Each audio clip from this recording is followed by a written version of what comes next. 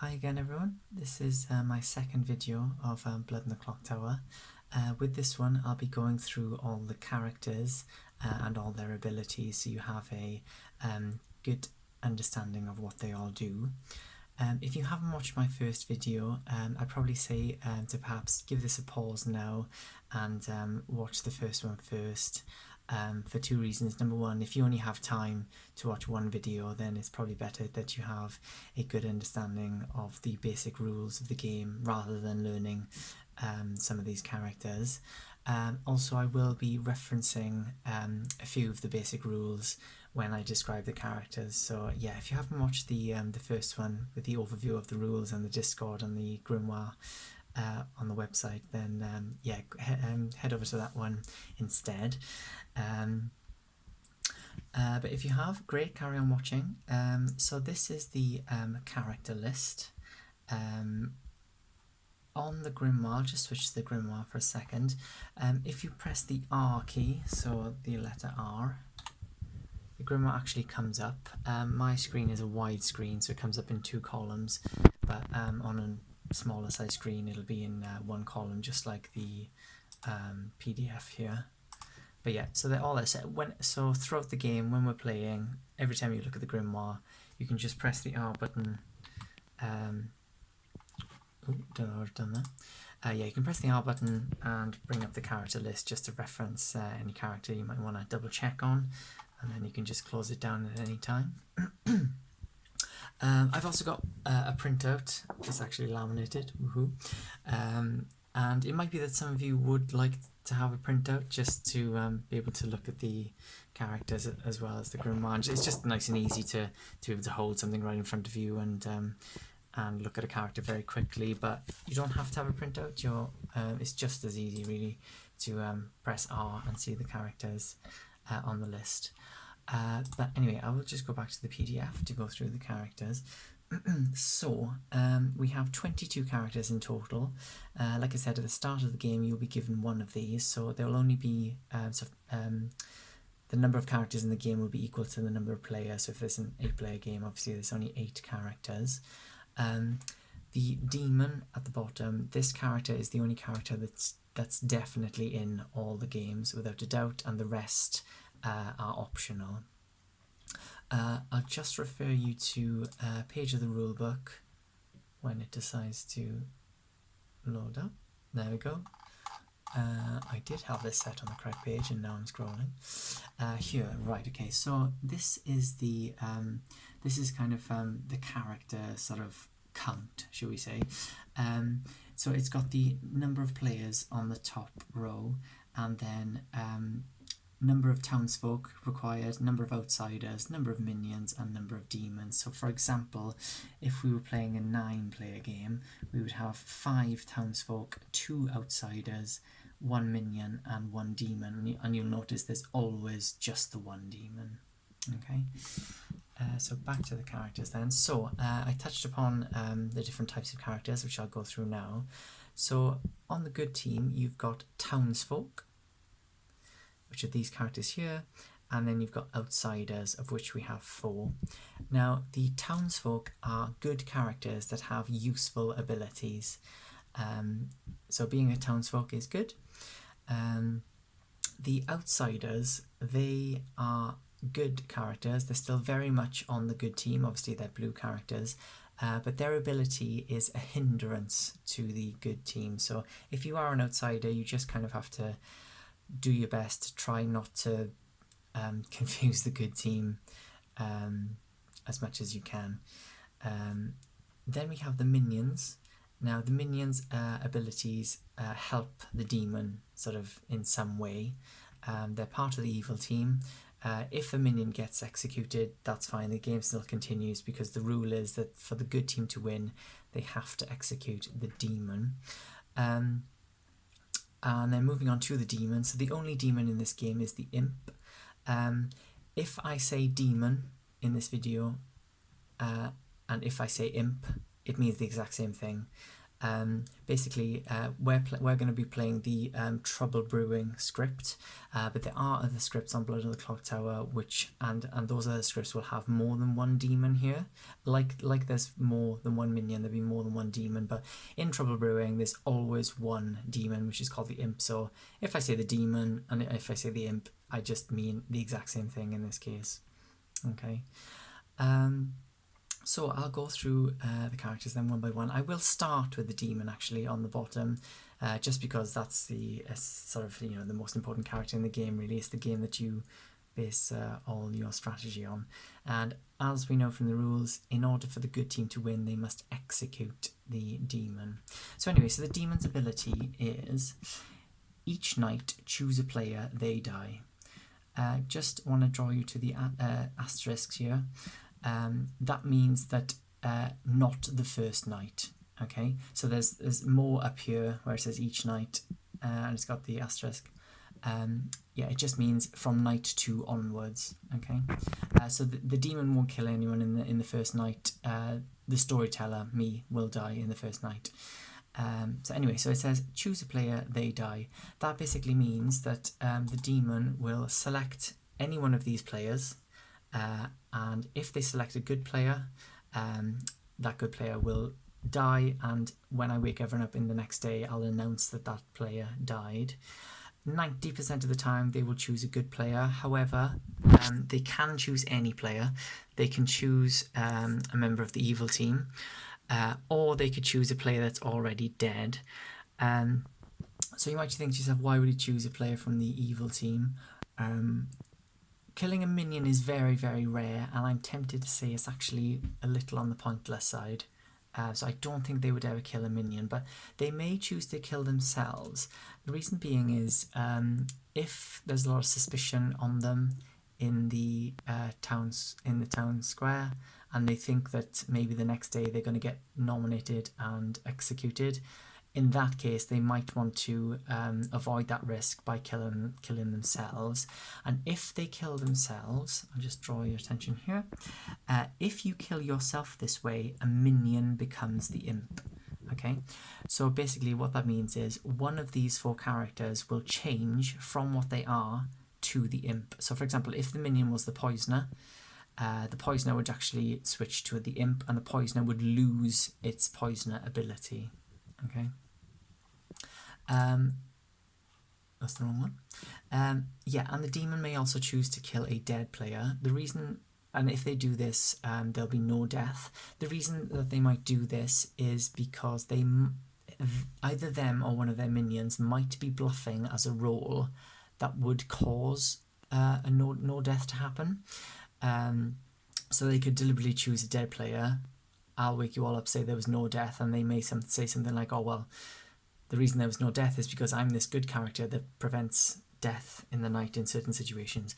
But that'll become more apparent once I get to those particular good characters. So that is the demon.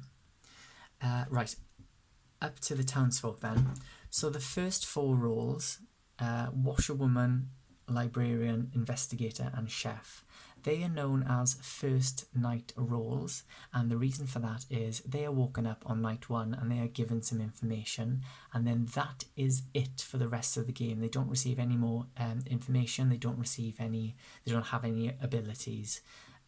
So once they've got their information on night 1, they're effectively kind of a spent role, but obviously still useful because they're good players, still useful to have alive because they're good players.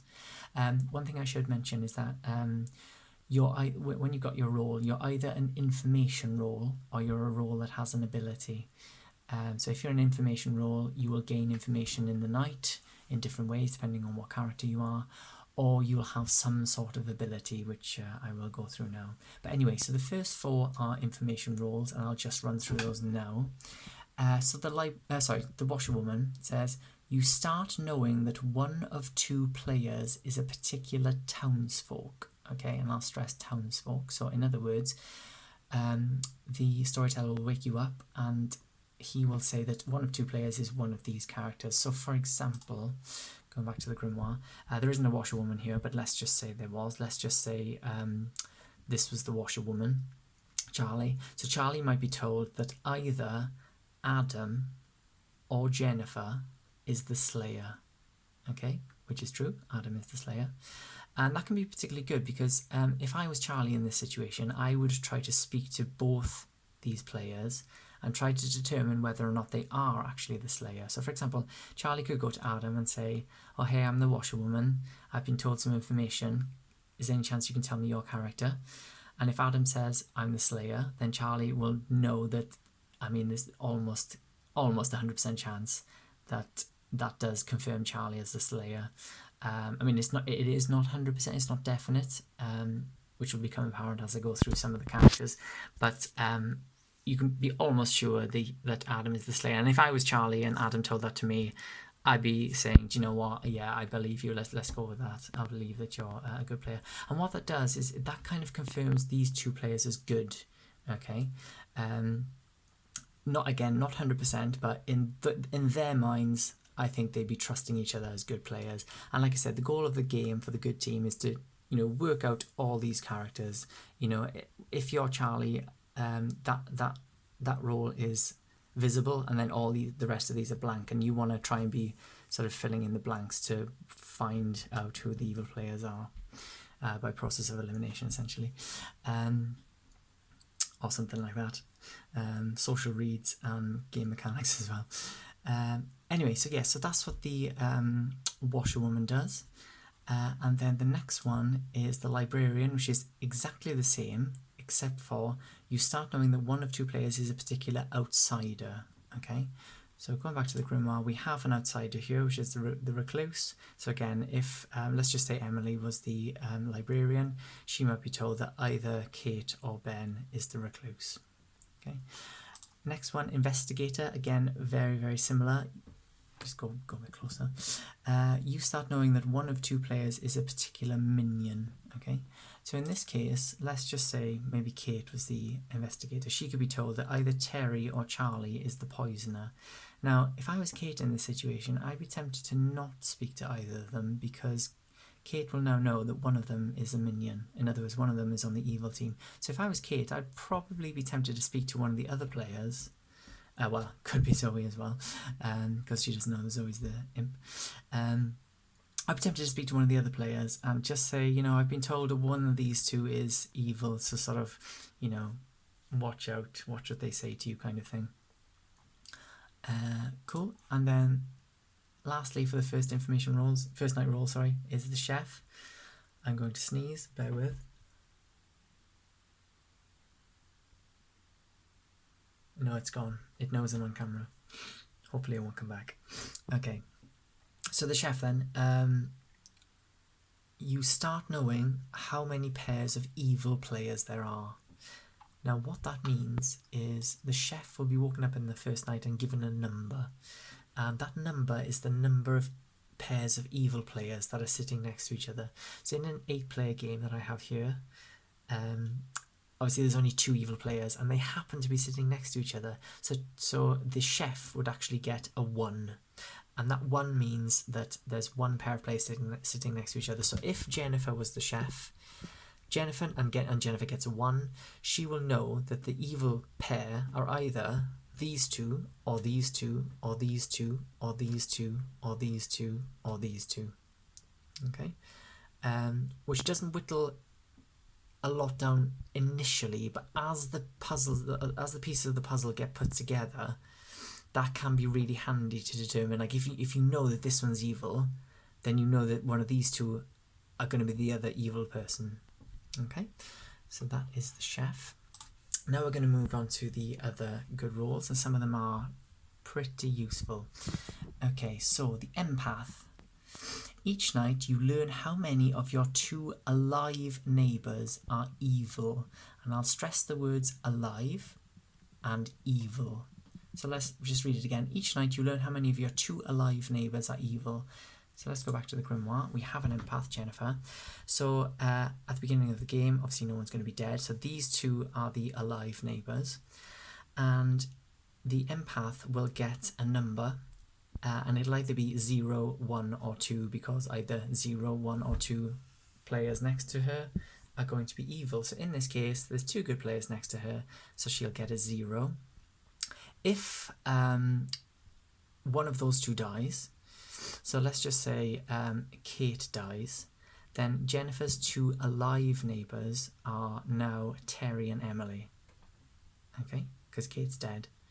So in that case, Jennifer would actually get a number 1. Okay, because Terry is evil. She doesn't know which one is evil, but if I was Jennifer, I'd be thinking, well, I got a 0 at the start, so I know that them 2 are good, and now I've got a 1, so maybe it's likely that Terry is evil.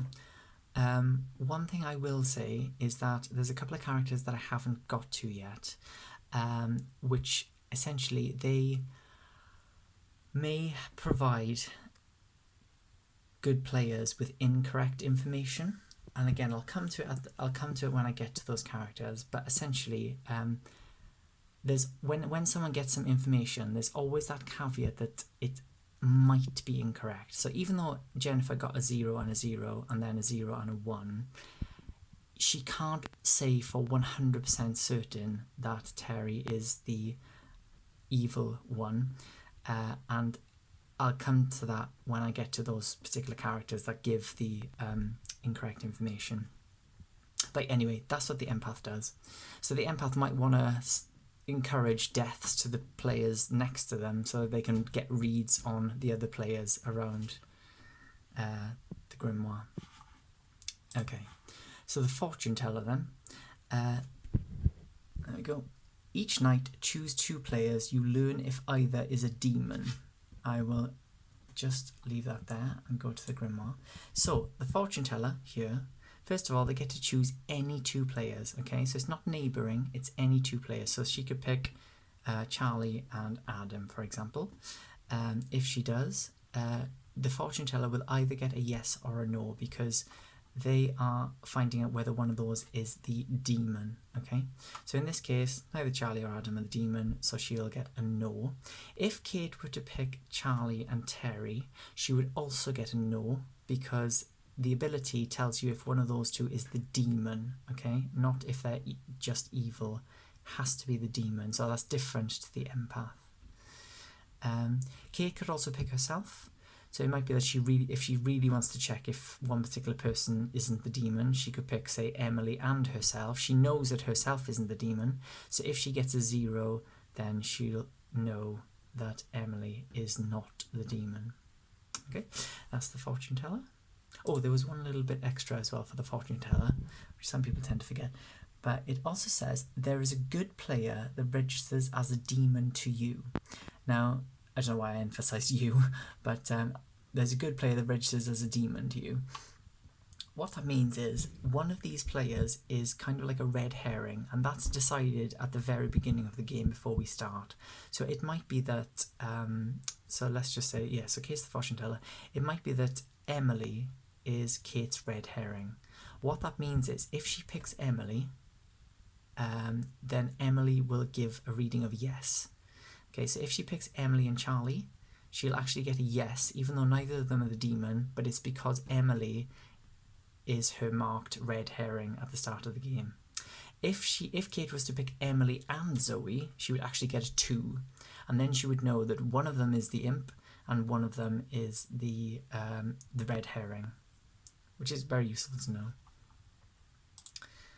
Right, next is Undertaker. So each night, apart from the first one, you learn which character died by execution today. So it's execution. I'll highlight that word. So essentially, when someone gets executed, the next night, the storyteller will wake up the Undertaker and tell them what that character was. So basically, the Undertaker wants to encourage nominations and executions. The Undertaker is kind of like it's a common role mechanic in these kinds of games. So yeah, it's a good role, and they'll want to, like I said, encourage nominations, which the good team should be doing anyway, in order to execute the demon. Okay, next one is the monk. Each night, choose a player, not yourself, they are safe from the demon tonight. So this I touched upon a little earlier. So the monk essentially picks any one of these players that aren't themselves, and then if the demon goes to kill that person, so let's just say that Charlie's the monk. If Charlie chooses to protect Emily, if the demon chooses to kill Emily, I'll just say, okay, great, thank you. And then when I wake you all up, I will announce that no one died in the night, to the demon's surprise, because Emily was protected by the monk.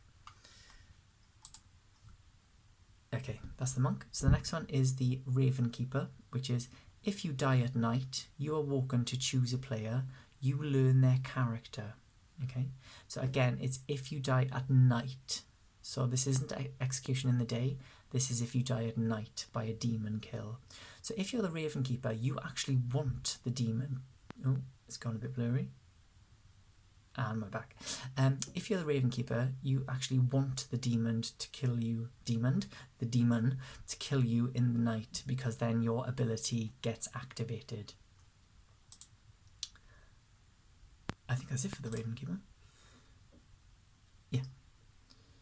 Yeah. So if you're the Raven Keeper, you want the demon to kill you. So what you might do, and remember I said before that good players can lie, what you might want to do is you might want to bluff as a role that the demon may fear.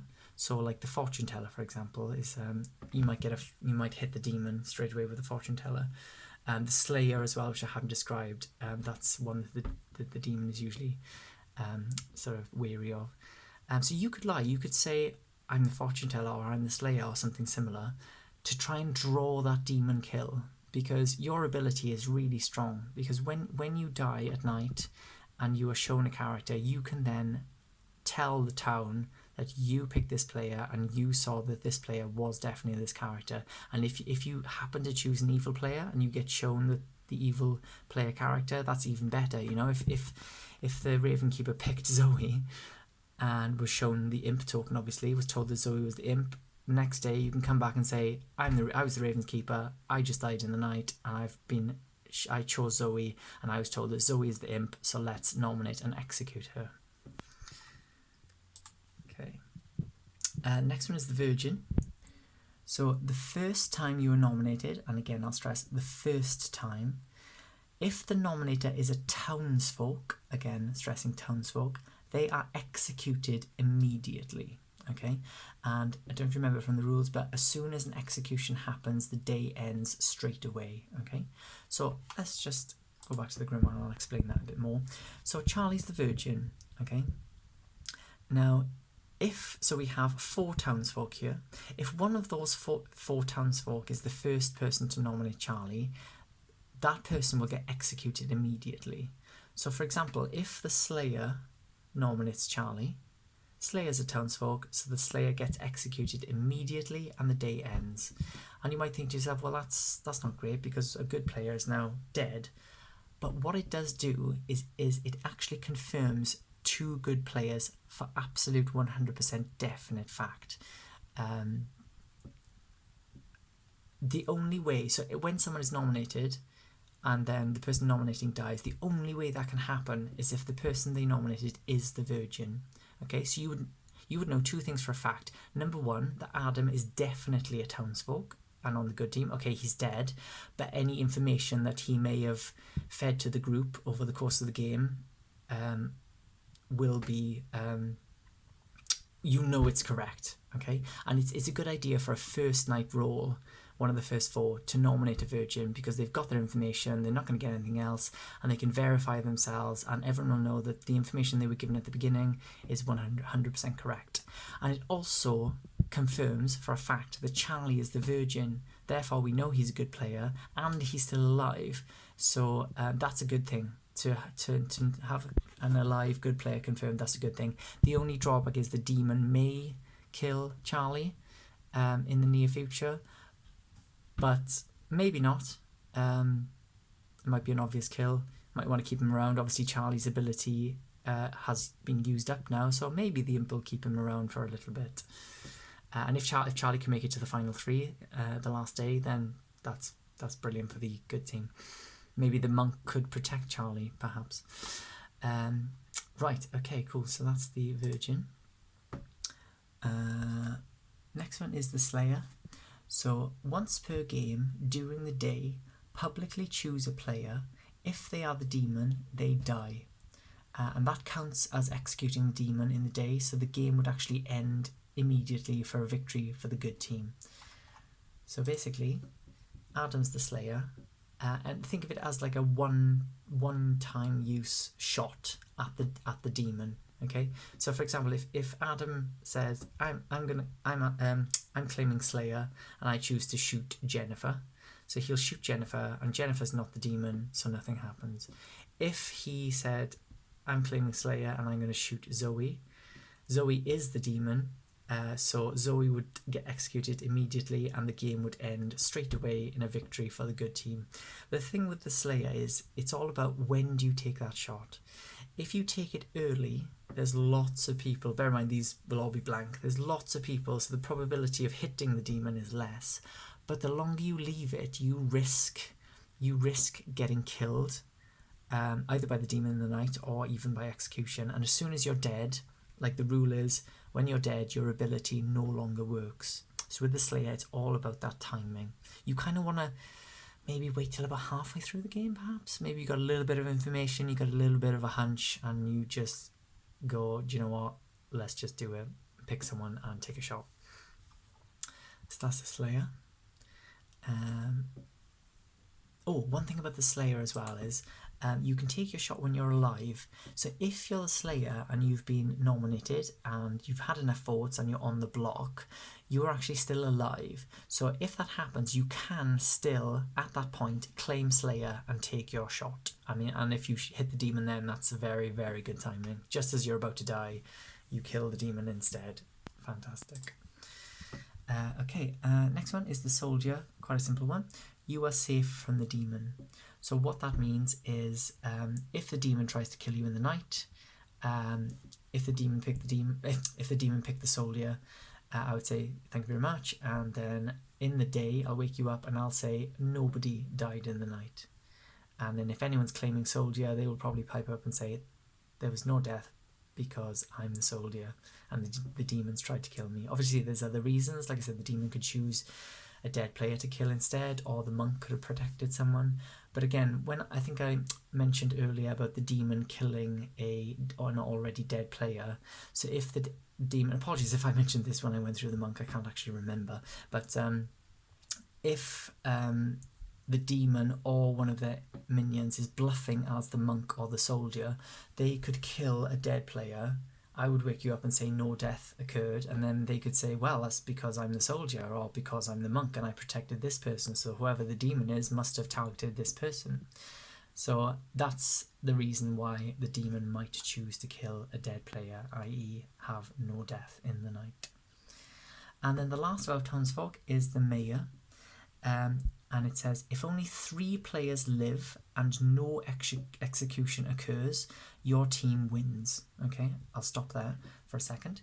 So let's go back to the Grimoire. So basically what that means is if there's only 3 players left alive, and one of those is the Mayor, if no execution happens in that day, which will be the final day, when you're down to 3 players, it's always the final day, because you know what, one of them will be the demon. If there's no executions in that case, the good team actually win. Okay, so without the Mayor, let's just say it was the Imp, the Poisoner, and the Empath left. If there's no execution, what's going to happen is in the night, the demon will kill probably the Empath. It doesn't actually matter, because then you'll wake up and there'll only be 2 players left and one of them would be the demon. So even if it was the demon, the Fortune Teller, and the Empath and no execution occurred, the game will actually effectively be over, because you'll go to the night phase, the demon will kill one of these guys, let's just say this one, and then you'll wake up, there's only 2 players left, one of them's a demon, evil team of 1. So when you're down to 3, Mayor aside, you need to execute the demon if you're on the good team, unless there's a Mayor in play, and then you'll win with no execution. That doesn't mean you can't nominate, so you could even nominate and there might not be enough votes, or you could nominate one person, they could get, say, 2 votes, and then someone else could nominate someone else and they get 2 votes, and as a result they both come off the block as it's a tie. And if there's no more nominations, that still counts as no execution, and then the mayor would win.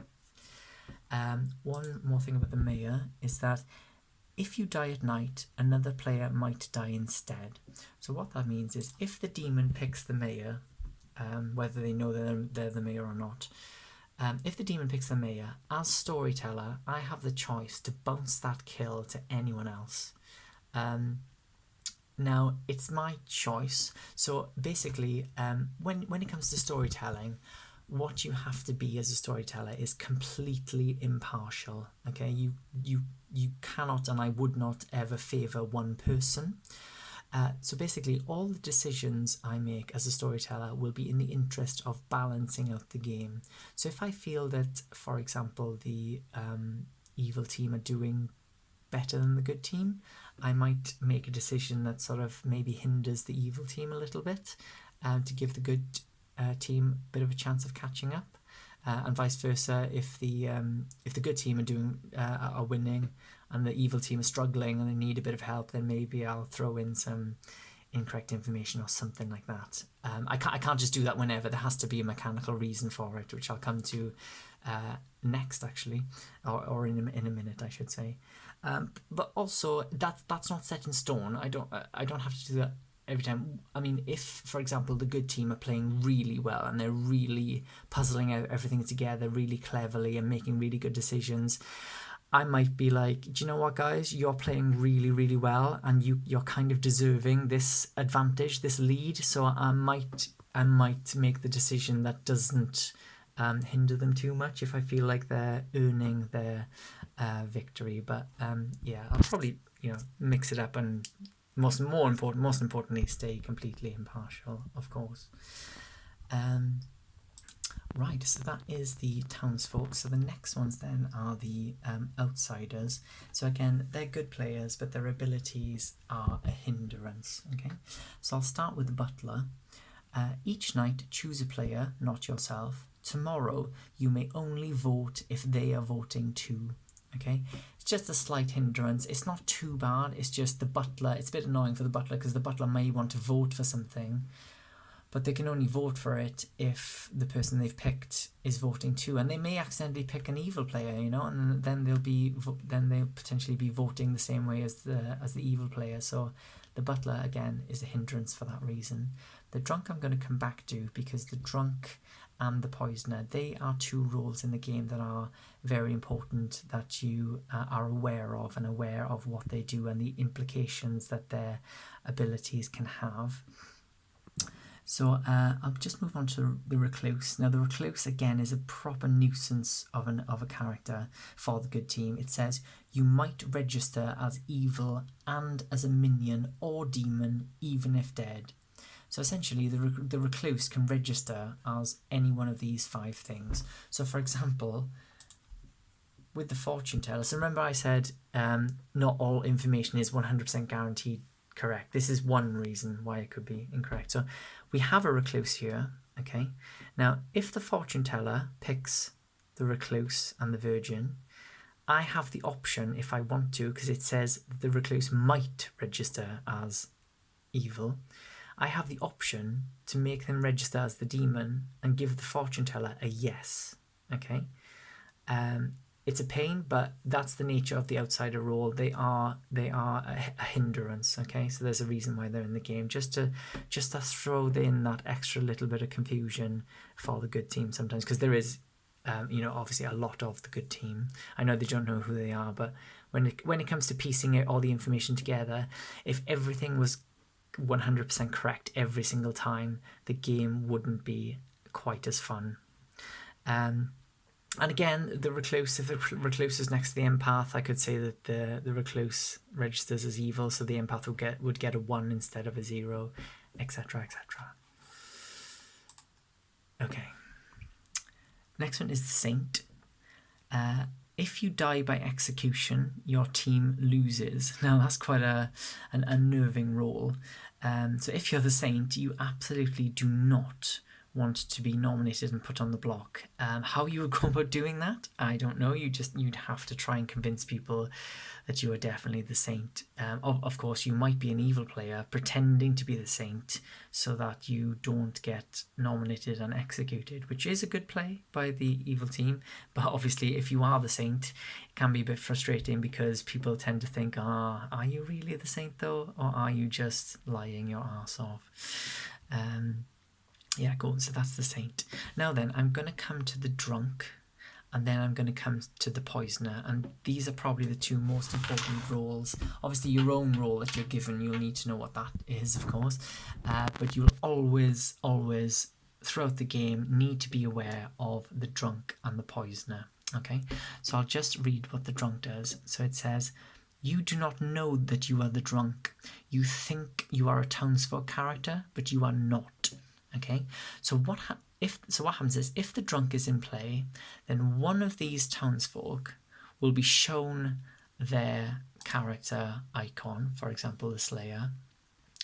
But what they don't know is I have made them the drunk. So effectively, imagine if we were playing in person and I handed Adam the Slayer token. When he hands it back to me and I stick it on the physical copy of the grimoire, I would switch it out for the drunk token without him knowing. Okay. Now, what the drunk means is that if you're an information role, so remember I said there's, with the good players, the townsfolk, there's you're either an information role or you have an ability. Now, if you have an information role but you are drunk, I can give you incorrect information. I don't have to. It's not mandatory. But anytime I give you any kind of information, whether it's a first night roll, just the once, or whether it's rolls that get information, there's no Undertaker, but get information throughout the game, each time I give you information, I could, if I want to, give you incorrect information. So for example, the empath, he gets information every single night. So the first night I could give him incorrect information, the second night correct information, the third night incorrect. Okay, I can mix it up how I want. But again, like I said, the decisions will be based on trying to balance out the game rather than just having a laugh for the sake of it, as funny as that would be. But to be fair, the character is called the drunk. It is the outside. It is an outsider. It's supposed to be a hindrance. So the likelihood is that I'm going to give incorrect information to whichever player is drunk. And then it's just about then, it might be that you're puzzling things together and you're like, oh, well, this fits with this fits with this fits with this, but actually all that doesn't fit with this bit of information. Then you might start to wonder, well, is this person drunk? And that could very well be the case. Okay. I'm going to go straight to the poisoner now. I hope the drunk made sense. If it doesn't, please do ask me about it. Now then, I'm going to go straight to the poisoner. And it says, so we're now on the minions, of which there are 4. So the poisoner, each night choose a player. They are poisoned tonight and tomorrow day. So essentially they're poisoned for 24 hours. So basically what poisoning means, if you're poisoned, it's exactly the same as being drunk, except it only lasts for that night and the following day. So it only lasts for 1 round, essentially. Okay. Now, again, you'll either have an ability that goes off in the night or something that goes off in the day. So whichever one you are, when your ability goes off or when you're given that information, then you might be given incorrect information. And I've just realised that what I forgot to say about the drunk is, I did sort of mention it and then I forgot to go back to it. If you've got an ability and you're drunk or poisoned, in this case, let's just go back to the drunk. If you've got an ability but you are the drunk, your ability does not work for a fact. That's something I can't decide on. It just definitely does not work. So for example, if you're the drunk slayer and you choose to shoot Zoe, who's the imp, nothing will actually happen. If you were the sober slayer, Zoe will get executed, game over. But because you're the drunk, you shoot at the imp and nothing happens. Now, what that might lead everyone to think is that Zoe's not the imp, obviously, because you tried to shoot her and nothing happened. But actually, remember I said there's always that tiny, tiny probability that information is incorrect or abilities haven't worked. In this case, the Slayer is drunk, therefore their ability does not work. So going back to the poisoner then, so if you're poisoned, your ability won't work for that night or day, and then once that day is over, the poison wears off and you become sober again, you get correct information and your abilities work. So I'll just read out the poisoner. So each night, choose a player. They are poisoned tonight and tomorrow day. Now, the poisoner, I mean, it does say any player, but they're not going to choose someone from the evil team. That would be silly. So they will choose a good player, and they can mix it up. They could choose one player and then choose a different one, and then choose a different one, or they could keep poisoning the same player if they really wanted to be mean to that person. But it depends on what they know as well. You know, if they've found out that you're one of the really good roles. I mean, they're all pretty decent, but like the fortune teller, for example, is a pretty good role. The empath, the undertaker, you know, the mayor, mayor, monk. Well, they're all pretty good. But if you are a role that's not spent, so for example, the first four, the first night roles, once they've got their information, they have no other use. So if I was a fortune teller and I knew of one of these four, I wouldn't bother poisoning them because it doesn't make a difference, because then their ability is spent, their information's been had. So I would be poisoning one of the other ones. What you don't really want to do is let on to the evil team who you are if you're a role whose ability is yet to activate, or you still get information, because the poisoner will probably then target you. Okay, so that's drunk and poison. Like I said, if it still doesn't make sense, that's absolutely fine. Please just drop me a message and ask me to explain it in a different way, and I will be sure to do that. Okay, so moving on to the minions then. So the spy, each night you see the grimoire. I'll end it there. Now that seems very powerful, and it is pretty powerful, to be fair. So essentially, if you're the spy, I actually share my screen with you and show you the entire grimoire every single night. So you know who everyone is, and that is very helpful, because one of the first things you'd want to do is speak to your demon, tell them that you're the spy, and tell them who everyone is. That way, when the demon is killing people, they'll probably choose to kill off the good roles first. So they'll probably leave the recluse alone, the outsider. If there's a first night role who's already got information, they'll probably leave them alone as well. So in this case, the imp will probably target the slayer. If the slayer hasn't taken their shot, they'll probably target the slayer. If they have taken their shot, then they'll probably leave them alone. But they'll probably target the slayer, the fortune teller, the empath, and maybe not the mayor straight away, because the mayor's ability only activates when there's 3 people left alive.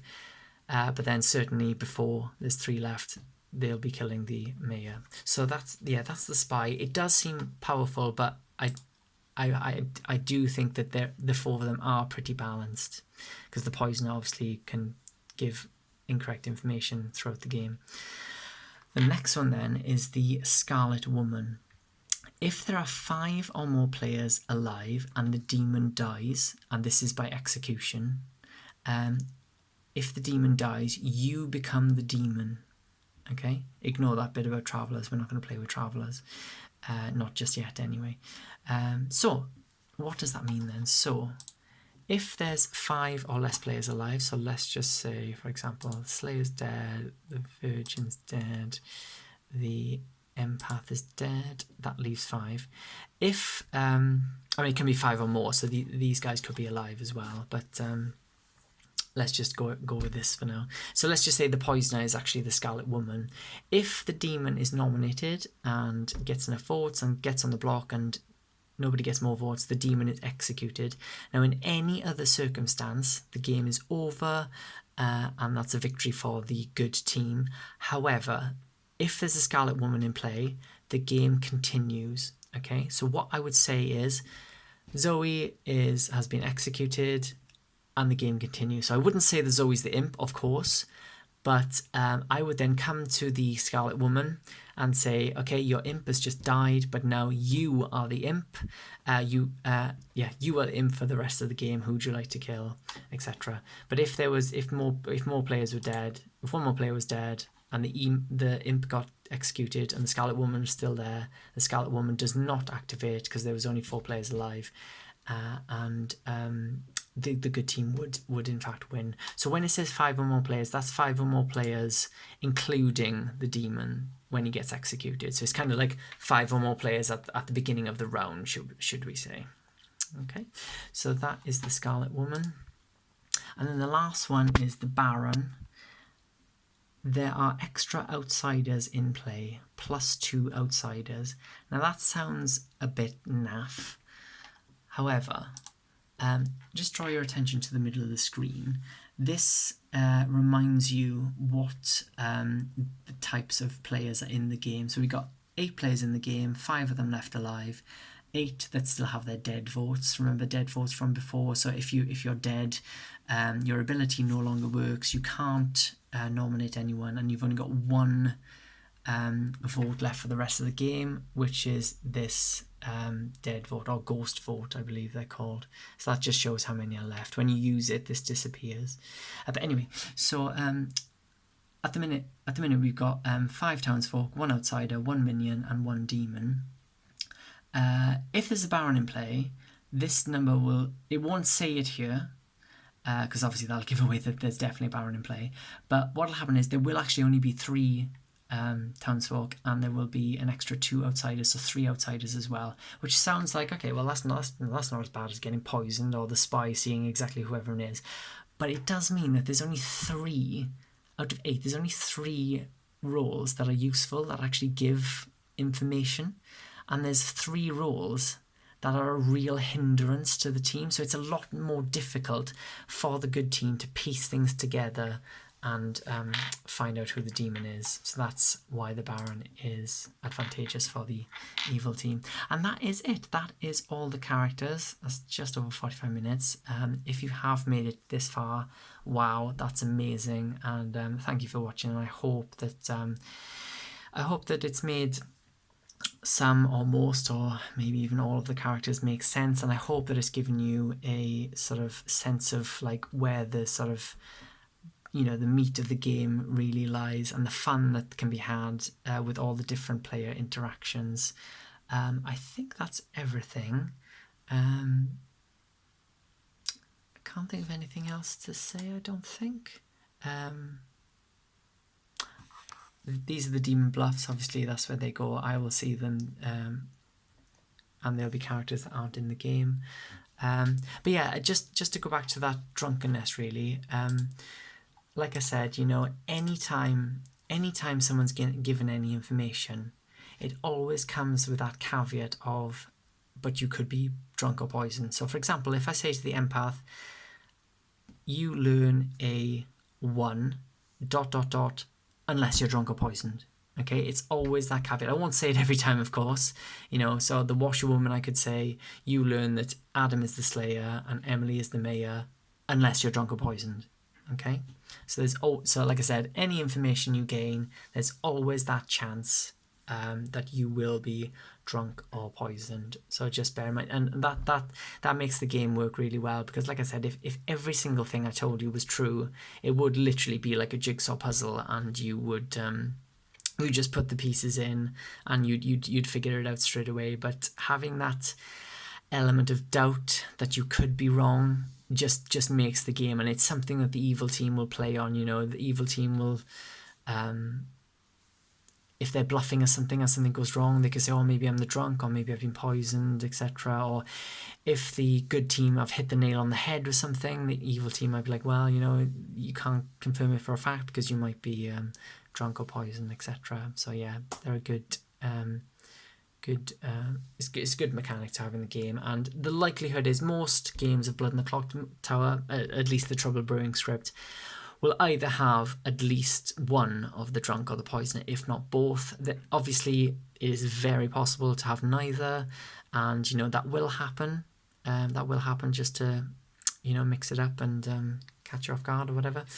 Or if you want to play a quicker game, then that might happen. But yes, likelihood is that something will be wrong somewhere, and it's up to you to figure out what it is, which is part of the puzzle.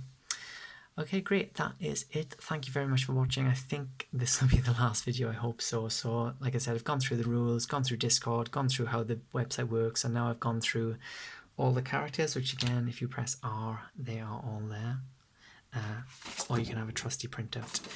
So that is it. Thank you very much for watching, and I hope, like I said, I hope it's given you even more of a taste to play.